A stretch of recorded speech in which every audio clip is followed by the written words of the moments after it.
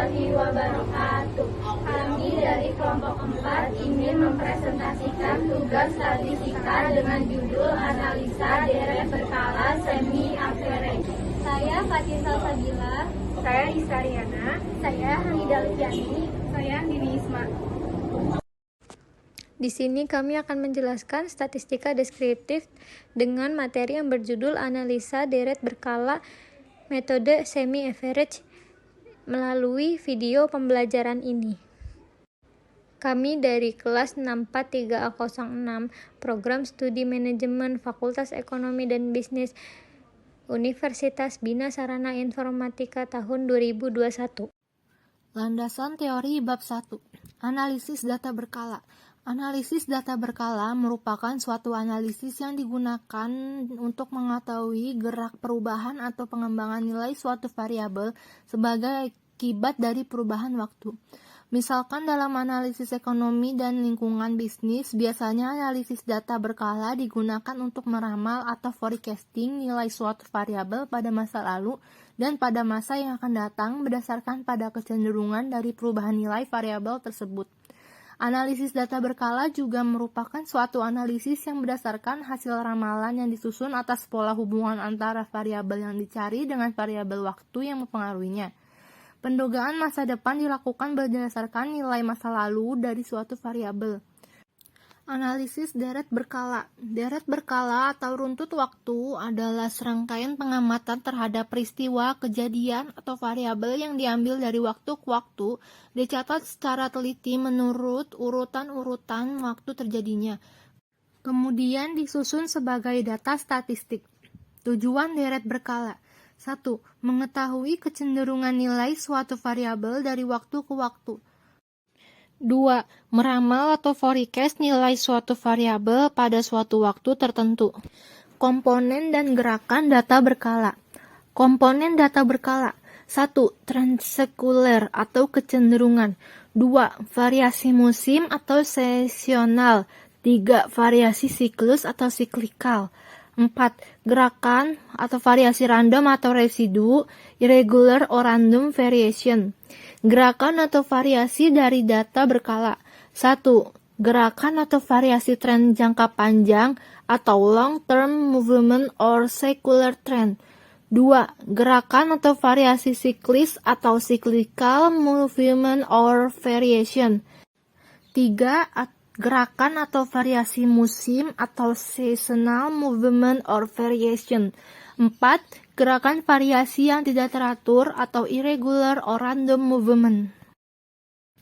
Apa itu metode semi-average? Metode semi-average atau setengah rata-rata dimaksudkan sebagai cara untuk menentukan tren selain menggunakan cara kuadrat terkecil. Pada metode ini, dari sekelompok data dibagi menjadi dua bagian yang sama.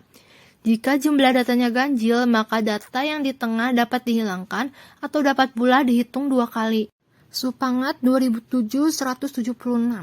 Metode trend semi-average dapat digunakan untuk keperluan peramalan dengan membentuk suatu persamaan seperti analisis regresi.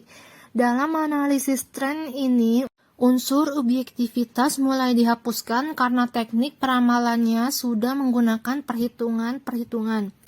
Peramalan atau forecasting merupakan dugaan atau perkiraan yang menyatakan terjadinya suatu kejadian atau peristiwa untuk waktu yang akan datang. Santoso dan Hanmadi 2007. Langkah-langkah menggunakan metode semi-average. 1. Mengelompokkan data menjadi dua kelompok. 2. Menentukan periode dasar. 3. Menentukan angka tahun berdasarkan periode dasar. 4. Menentukan nilai semi total yakni jumlah total penjualan masing-masing kelompok. 5. Menentukan semi average tiap kelompok data dengan nilai semi total dibagi jumlah data dalam kelompok. 6. Menentukan nilai A. 7. Menentukan nilai B. 8. Menentukan fungsi tren. 9. Meramalkan penjualan tahun tertentu di mana nilai X ditentukan berdasarkan angka tahun untuk tahun yang hendak diramalkan. Rumus untuk menentukan nilai tren linear untuk tahun-tahun tertentu adalah Y sama dengan A plus BX. Contoh kasus menggunakan metode semi-average dan penyelesaiannya. Bahan penelitian yang digunakan adalah harga eceran rata-rata tepung terigu di Kabupaten Konawe 2004 sampai 2015. Berikut di sini ada tabelnya. Yang pertama ada tahun 2004 dengan harga per kilo Rp3.133. Yang kedua ada tahun 2005 dengan harga per kilo Rp4.215. Yang ketiga ada tahun 2006 dengan harga per kilo Rp5.029. Yang keempat ada tahun 2007 dengan harga per kilo Rp6.833. Yang kelima ada tahun 2008 dengan harga per kilo Rp7.452. Yang keenam ada tahun 2009 dengan harga per kilo Rp8.125. Yang ketujuh ada tahun 2010 dengan harga per kilo Rp7.010. Yang kedelapan ada tahun 2011 dengan harga per kilo Rp6.798,61. Yang kesembilan ada tahun 2012 dengan harga per kilo Rp6.729,17. Yang kesepuluh ada tahun 2013 dengan harga per kilo Rp7.125. Yang ke-11 ada tahun 2014 dengan harga per kilo Rp7.652,78. Yang ke-12 ada tahun 2015 dengan harga per kilo Rp8.266. Pembahasan menggunakan metode semi-average. Untuk menggunakan metode semi-average, A. Pertama, data dibagi menjadi dua kelompok, yaitu 1 dan 2. B. Tentukan tahun dasar, data tengah masing-masing kelompok, yakni antara tahun 2006 sampai 2007 dan 2012 sampai 2013. C. Menghitung semi total. Kelompok 1 sama dengan Rp3.133 ditambah Rp4.215 ditambah Rp5.029 ditambah Rp6.833 ditambah Rp7.452 ditambah Rp8.125 sama dengan Rp34.787.000. Kelompok 2 sama dengan Rp7.010 ditambah Rp6.798,61 ditambah Rp6.729,17 ditambah Rp7.125 ditambah Rp7.652,78 tambah Rp8.266 sama dengan Rp43.581,56. D. Menghitung semi average. Kelompok 1 sama dengan Rp34.787 per 6 sama dengan Rp5.797,83.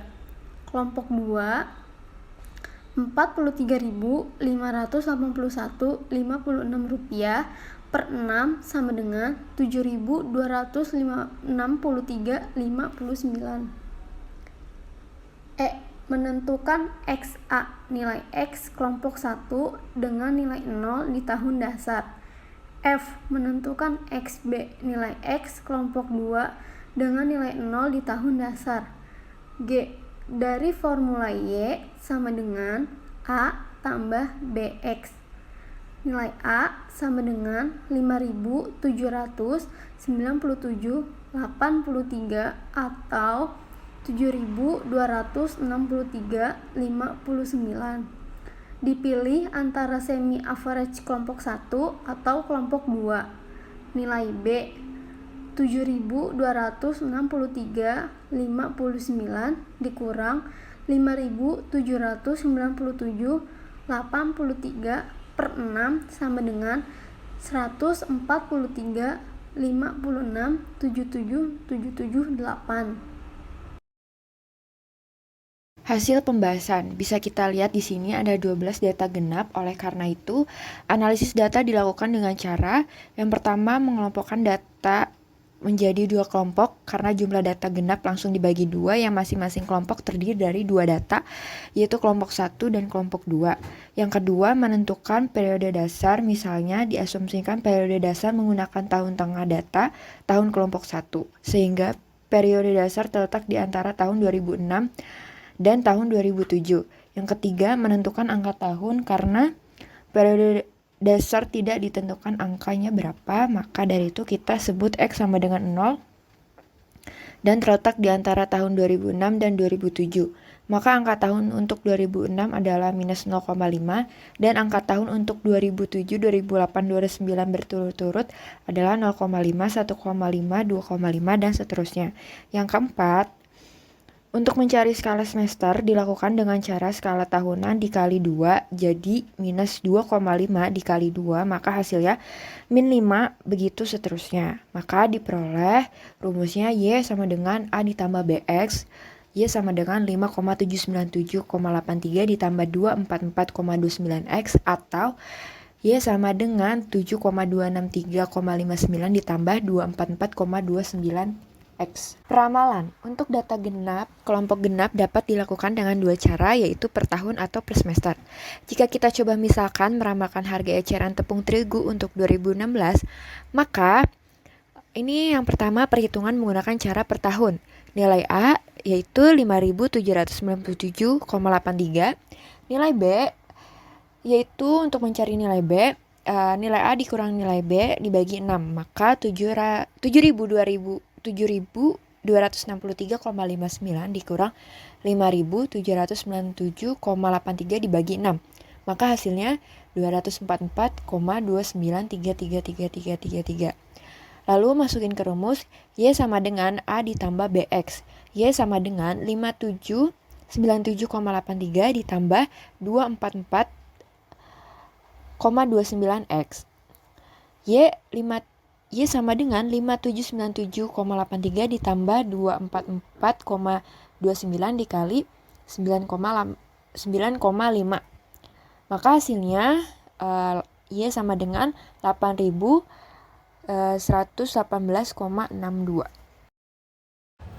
Selanjutnya di sini saya akan menjelaskan tentang perhitungan menggunakan cara per semester, yaitu dengan cara nilai A sama dengan 5.797,83, nilai B sama dengan 7.263,59 dikurang nilai A yaitu 5.797,83 dibagi 12 sama dengan 122,15.